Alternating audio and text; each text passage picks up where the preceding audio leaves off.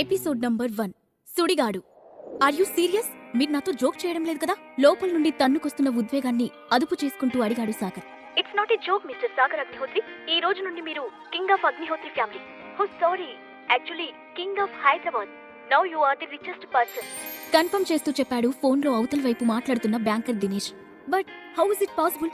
నమ్మలేనట్లుగా అడిగాడు Sagar. Nothing is impossible mister Sagar. ఒకప్పుడు మీరు వసుదా గ్రూప్ ఆఫ్ ఇండస్ట్రీస్ లో కొన్న షేర్స్ ఇప్పుడు సడన్ గా పెరిగి మీకు అదృష్టాన్ని తెచ్చిపెట్టాయి.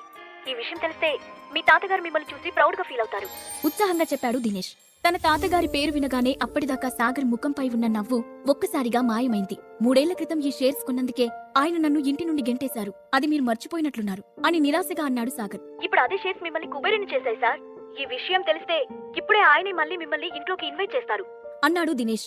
సాగర్ చిన్నగా నవ్వి చూద్దాం, ఇంతకీ ఈ విషయం అందరికీ తెలిసిపోయిందా అని అడిగాడు. ఇంకా లేదు, కానీ మీ ఫ్యామిలీకి తప్పకుండా తెలిసిపోతుంది. ఎందుకంటే ఇప్పుడు మీరిప్పుడు హైదరాబాద్ లోనే రిచెస్ట్ పర్సన్ కాబట్టి తెలియకుండా ఆపడం అసాధ్యం అని నవ్వుతూ అన్నాడు దినేష్. ఇంతలో సాగర్ ఇప్పటిదాకా ఇక్కడే ఉన్నావు కదా, ఇంతలో ఎక్కడికి వెళ్ళిపోయావు అని కంగుమంటూ వినిపించింది శైలజారెడ్డి కంఠం. ఆమె గొంతు వినగానే అలర్ట్ అయిన సాగర్ హడావుడిగా, ఓకే దినేష్, ఈ విషయాన్ని మీరెవరికీ చెప్పకండి, కొన్ని రోజుల వరకు దీన్ని సీక్రెట్ గా ఉంచాలనుకుంటున్నాను అని చెప్పాడు. Sure sir, I can understand అన్నాడు దినేష్.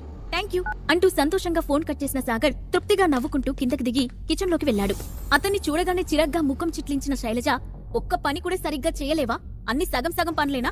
సింక్ లో సగం గిన్నెలు అలాగే ఉన్నాయి, క్లీన్ చేయకుండా ఎక్కడికి వెళ్ళావు అని ఆమె అజమాయిషీ ప్రదర్శిస్తూ అడిగింది. సారీ అత్తయ్య, సడన్ గా ఏదో కాల్ వస్తే అని అతను చెబుతూ ఉండగానే, హా మరి నువ్వు ఈ స్టేట్ కి సీఎం కదా, నీకోసం మినిస్టర్స్ అందరూ వెయిట్ చేస్తూ ఉంటారు.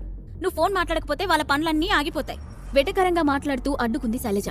ఆమె మాటలకు అప్పటికే అలవాటు పడిపోయిన సాగర్, సారీ అత్తయ్య, నేనిప్పుడే క్లీన్ చేస్తాను అంటూ సింకు దగ్గరికి వెళ్లి గిన్నెలు కడగడం మొదలుపెట్టాడు. క్షణం తీరికా లేదు, దమ్మిడి ఆదాయమూ లేదు అన్నట్లు ఉంది నీ వరస. 2 ఏళ్ల నుండి ఇంట్లోనే ఖాళీగా పడితింటున్నావు. ఒక్క పనైనా సరిగ్గా చేస్తావా అంటే అదీ లేదు. అసలు నీలాంటి వాడు నా కూతురికి వాళ్ళ నాన్నగారికి ఎలా నచ్చాడో నాకు ఇప్పటికీ అర్థం కాదు అని రోజూ పాడే పాటే మళ్లీ మొదలుపెట్టింది శైలజ.